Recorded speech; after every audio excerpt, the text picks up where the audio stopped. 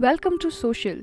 हमने अपनी पिछली वीडियो में 5 ऐसे क्रिकेटर्स को फीचर किया था जिन्होंने क्रिकेटर बनने से पहले बहुत हार्डशिप्स का सामना किया। उसमें Dale Steyn, David Warner, Shoaib Akhtar, Chris Gayle और एमएस धोनी की कहानी थी। आप सबका उस वीडियो पे ओवरवेलमिंग रिस्पॉन्स देखते हुए हम इस बार 10 ऐसे इंडियन क्रिकेटर्स की कहानी बताएंगे जिन्होंने इंडिया को रिप्रेजेंट करने से पहले बहुत मुश्किलों का सामना किया है। नंबर 10, रमेश पवार। आप में से कई लोग इस नाम से वाकिफ होंगे और शायद कुछ लोग नहीं भी। रमेश पवार ने इंडिया के लिए 34 वनडे और 2 टेस्ट मैचेस खेले हैं, पर वहां तक पहुंचने के लिए भी उन्हें बहुत मशक्कतों का सामना करना पड़ा। बचपन में मदर की डेथ हो जाने के बाद उन्हें उनकी सिस्टर ने सपोर्ट किया, पर फिर भी उन्हें कई मुश्किलें आईं क्योंकि रमेश एक ओवरवेट क्रिकेटर थे और कितनी ही बार उन्हें मजाक और तानों का सामना करना पड़ता था। पर जब रमेश का इंडियन टीम में सिलेक्शन हुआ तो सभी हैरान रह गए और जब इसके बारे में उनकी सिस्टर को पता चला तो उनकी आंखें भर आईं, क्योंकि उन्होंने रमेश के सपने को पूरा करने के लिए अपने सपनों को सैक्रिफाइस कर दिया था। नंबर 9, उमेश यादव। इंडिया के fast bowling sensation Umesh Yadav के पिता एक कोल माइन में काम किया करते थे और उमेश सिर्फ टेनिस बॉल टूर्नामेंट्स ही खेला करते थे और उनका असली गोल था इंडियन पुलिस में सर्व करना। पर यादव की लाइफ तब बदली जब उन्हें बॉलिंग ट्रायल में सिलेक्ट कर लिया गया और वहां से उमेश अपनी पढ़ाई, घर और सब कुछ छोड़ के क्रिकेट पे फोकस करने लगे। उनका हमेशा से ड्रीम था अपने पिता को एक घर दिलाने का और इंडिया के लिए खेलने के बाद वो जल्द ही पूरा हो गया। नंबर 8, वीरेंद्र सहवाग। नजफगढ़ के नवाब कहे जाने वाले सहवाग ने अपना बचपन एक जॉइंट फैमिली में रहकर बिताया, जहां एक घर के अंदर लगभग 50 लोग रहा करते थे। सहवाग के पिता का गेहूं का व्यापार था और वो चाहते थे कि सहवाग भी आगे जाकर उनका काम संभालें, पर सहवाग को इन सब चीज़ों से दूर रहना था। वो रोज़ क्रिकेट खेलने के लिए 84 किलोमीटर का सफ़र तय करते थे और अपने आइडल सचिन तेंदुलकर की बैटिंग को टीवी पर देखकर सीखा करते थे। और फिर कुछ सालों बाद सब ने देखा सहवाग का हार्डवर्क रंग लाया और उन्होंने अपने करियर में कितनी ही बार सचिन के साथ बैटिंग ओपन की और दोनों ने कई रिकॉर्ड्स ब्रेक किए। वीरेंद्र सहवाग इकलौते इंडियन क्रिकेटर हैं जिनके नाम 2 ट्रिपल सेंचुरीज हैं। नंबर 7, हरभजन सिंह। इंडिया के 3rd highest wicket taker in test cricket Harbhajan Singh ने इंडिया के लिए 1998 में डेब्यू किया और अपनी बॉलिंग से वो ज़्यादा इम्प्रेस नहीं कर पाए तो हरभजन को सिलेक्शन से 3 सालों के लिए साइडलाइन कर दिया गया। उसी बीच उनके फादर की मौत हो गई और हरभजन पे सारी फैमिली की रिस्पॉन्सिबिलिटी आ पड़ी।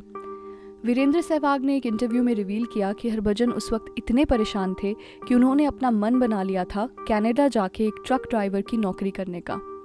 पर कुछ महीने बाद ही हरभजन को ऑस्ट्रेलिया सीरीज़ के लिए सिलेक्ट कर लिया गया और सभी को याद होगा कि उस सीरीज़ के बाद हरभजन की ज़िंदगी बदल गई थी। वो उस सीरीज़ के हाईएस्ट विकेट टेकर रहे जहां उन्होंने 3 टेस्ट मैचेस में 31 विकेट्स लीं, जिसमें एक हैट्रिक भी शामिल थी। नंबर 6, मोहम्मद शमी। साहसपुर नाम के एक छोटे से गांव से आने वाले मोहम्मद शमी की कहानी एक मिरेकल की तरह है, जहां उनके विलेज में क्रिकेट खेलने के लिए एक भी ढंग का ग्राउंड नहीं था और ना ही वहां 8 घंटे से ज़्यादा बिजली आया करती थी। जब उनका सिलेक्शन कोलकाता के एक क्रिकेट क्लब में हुआ तब शमी के पास वहां रहने के लिए पैसे भी नहीं थे, तो वो अपने कोच के साथ रहा करते थे। और जब शमी ने इंडिया के लिए खेलना शुरू किया तो उनकी अपनी लाइफ में चेंज तो आया ही साथ उनके गाँव में भी डेवलपमेंट शुरू होने लगी और शमी बहुत से छोटे शहर से आने वाले क्रिकेटर्स के लिए एक इंस्पिरेशन बन गए। नंबर 5, विनोद कांबली। सभी ने उनके और सचिन तेंदुलकर के बचपन की दोस्ती के किस्से सुने होंगे, पर बहुत कम लोगों को विनोद कांबली के स्ट्रगल के बारे में पता है। कांबली ने अपना बचपन मुंबई की चाल में बिताया है, जहां वो एक कमरे में 18 लोगों के साथ रहा करते थे। उनके पिता एक मैकेनिक थे जो 500 रुपये पर महीने की कमाई किया करते थे। कांबली ने इतने मुश्किल दिन देखे हैं कि उन्हें बैट खरीदने के लिए चोरी भी करनी पड़ी। पर कांबली की लाइफ में एक नया मोड़ तब आया जब सचिन और उनकी 600 से भी ज़्यादा रन की पार्टनरशिप के चर्चे पूरी दुनिया में हुए और उन्हें उसके बाद 200 रुपये हर महीने मिलने लगे। कांबली का क्रिकेट करियर बहुत ही कंट्रोवर्सी से भरा रहा है, पर उनकी स्ट्रगल की कहानी वाकई बहुत इंस्पायरिंग है। नंबर 4, रविंद्र जडेजा। गुजरात से बिलोंग करने वाले रविंद्र जडेजा एक वक्त इतनी मुश्किलों में थे कि उन्होंने क्रिकेट छोड़ने का मन बना लिया था। उनके फादर एक सिक्योरिटी गार्ड की नौकरी किया करते थे और घर चलाने में बहुत ही मुश्किल होती थी, पर जडेजा की मदर ने हमेशा उन्हें सपोर्ट किया और वो उनके बहुत क्लोज थे। जब 2005 में उनकी मदर का देहांत हो गया तो जडेजा को लगा अब वो आगे क्रिकेट नहीं खेल पाएंगे, क्योंकि उनका सबसे बड़ा सपोर्ट उनसे छिन गया था। पर वहीं उनकी बहन ने पढ़ाई के साथ साथ पार्ट टाइम जॉब करना शुरू किया और जडेजा को मोटिवेट किया क्रिकेट खेलने के लिए। फिर वो पल भी आया जब 2008 में इंडिया अंडर 19 टीम ने वर्ल्ड कप जीता और उस टीम के जडेजा वाइस कैप्टन थे। हर प्लेयर को बीसीसीआई द्वारा 15 लाख रुपए दिए गए और उसके बाद से ही जडेजा अपने करियर में ऊंचाई की सीढ़ियां चढ़ते गए। उन्होंने अपने फादर को सिक्योरिटी गार्ड की नौकरी से रिटायरमेंट दिलाई और अपने परिवार के लिए एक नया घर भी खरीदा। नंबर 3, ज़हीर खान। कपिल देव के बाद ज़हीर ही एक ऐसे फास्ट बॉलर हैं जिन्होंने इंडिया के लिए 300 से ज़्यादा टेस्ट विकेट्स अपने नाम की हैं। ज़हीर बचपन से क्रिकेट के लिए पैशनेट थे। उनका जब मुंबई के नेशनल क्रिकेट क्लब में सिलेक्शन हुआ तो उन्हें अपना घर छोड़ के अपनी आंटी के साथ रहना पड़ा, जो एक हॉस्पिटल में एज अ हेल्पर काम किया करती थी। ज़हीर के मेंटर सुधीर नायक ने एक इंटरव्यू में रिवील किया कि ज़हीर हॉस्पिटल के एक छोटे से कमरे में सोया करते थे, जहां ना उनके पास कोई खाने की फैसिलिटी होती थी और ना ही अच्छी तरह सोने की। वो बिना तकिए के एक चादर लेकर सो जाया करते थे और सुबह कुछ खाए बिना ही प्रैक्टिस में आ जाते थे। वो ऐसा इसलिए करते थे क्योंकि वो अपनी आंटी को परेशान नहीं करना चाहते थे, जो रात भर हॉस्पिटल में ड्यूटी दिया करती थी। पर कुछ महीनों बाद ही उनकी आंटी ने उन्हें बताया कि उनके पास भी ज़हीर को पालने के लिए कोई फाइनेंशियल सोर्सेज नहीं बचे हैं। तो उसी वक्त से 17 साल के ज़हीर जॉब ढूंढने में लग गए और उनके मेंटर ने उन्हें 5,000 पर मंथ की जॉब दिलवाई, जो उस वक्त के लिए एक अच्छी इनकम थी। वो ज़हीर की लाइफ में एक ऐसा मोमेंट बना जिसके बाद ज़हीर ने दूसरों के ऊपर डिपेंड होना छोड़ दिया और अपनी जॉब के साथ क्रिकेट खेलते गए।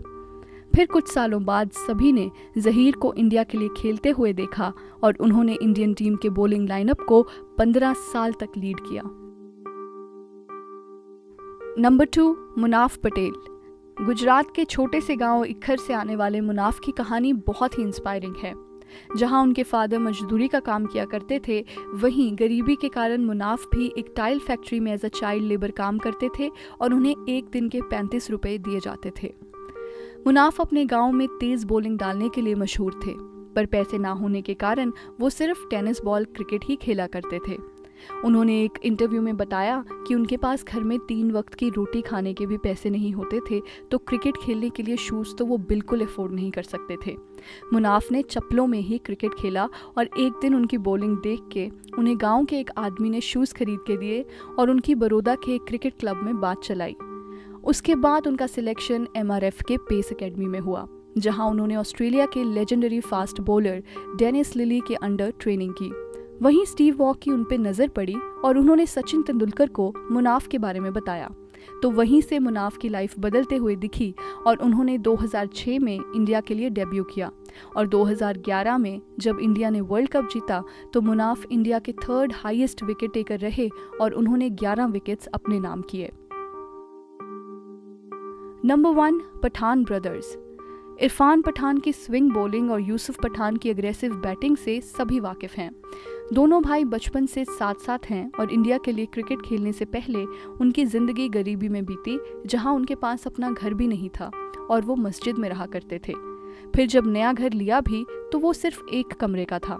इरफान के पिता मस्जिद में काम करते थे और 250 रुपये कमाया करते थे। उन्हें बहुत ही मुश्किल आती थी अपना घर चलाने में। एक इंटरव्यू में इरफान और उनके पिता ने अपने लाइफ के स्ट्रगल को कुछ इस तरह रिवील किया। था बच्चे को कि भाई अपने तो मस्जिद की झाड़ू मारने वाले हैं, अपनी तनख्वाह तो क्या है, 200-250 पगार है और ये जो गेम है क्रिकेट, ये मालदारों की गेम है। वो ज़माने में 5,000 10,000 की कीमत के बूट आते थे। मैंने कहाँ से लाएंगे, मेरे पास से 50 रुपये ले जाए इरफान, अब्बा 50 दो, मुझे बूट लाना है। तो हमारे यहाँ एक फ्राइडे शुक्रवारी बाजार भराता था, तो जूने बूट लाता था इरफान और घर में लाके उसको जो गोदड़े सीते उससे वो सीता था। तो मैं उसको बोलो कि तू भाई इस सुए से सी रहा है, बाहर मोची है, ले जाता। बोले नहीं, मैं सीना। ये जो घर है ये हमारे लिए बहुत बड़ा घर था, इसलिए कि इससे पहले जो घर में हम रह चुके हैं, जो उस सामने की तरफ था मस्जिद के, वहाँ पे एक्चुअली घर के अंदर वॉशरूम की फैसिलिटीज़ नहीं थी, तो हमें बाहर जाना पड़ता था। तो जब ये घर में आया तो हमारे लिए बहुत बड़ा घर था। तो बेसिकली यहीं पे टॉयलेट, यहीं पे वॉशरूम, किचन, ये और ये हमारा घर। 5 लोग रहते थे, मैं, मेरी बहन, मेरा भाई और अम्मी अब्बा, 5 लोग रहते थे। और जब रिश्तेदार आते थे तो जाहिर सी बात है इस घर में कैसे सोते थे, तो हम लोग चद्दरें होती है जो नीचे बिछाने के लिए, चद्दरें बिछाते थे और यहाँ पे सो जाते थे। करीबन 7-8 लोग तो सो जाते थे आराम से, मतलब सिकुड़ के, लेकिन सो जाते तभी भी, लेकिन कंफर्टेबल था। तो सिर्फ मेरे वालिद फिर मस्जिद में जाके सोते थे। Now that's a wrap on this video. I hope इन क्रिकेटर्स की स्टोरीज ने आपको भी इंस्पायर किया होगा। ऐसे और भी इंटरेस्टिंग वीडियोस देखने के लिए हमें सब्सक्राइब करें और देखते रहिए सोशल, हर उस चीज़ के लिए जो आप जानना चाहते हैं।